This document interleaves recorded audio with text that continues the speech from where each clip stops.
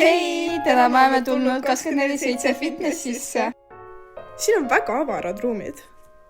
Tartus elades on Raadi jõusaal meile kõige lähemal.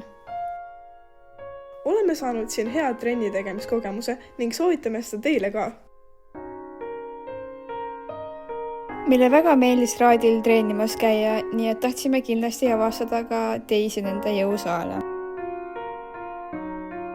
Vaadake, kui ilus vaade meil siin avaneb. Treenisime natuke kõike, alustades rahulikust kõnnist ning hiljem jooksust.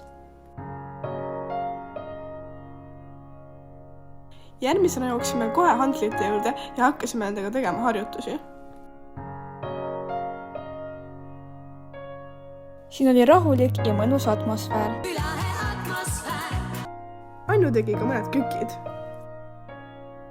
Läksime proovima ka erinevaid masinaid. Iga masina juures on juhend nii selle kasutamise kui ka harjutuse järgselt lihaste venitamise kohta. Lõpetuseks tegime nii selja kui ka kõhulihaseid.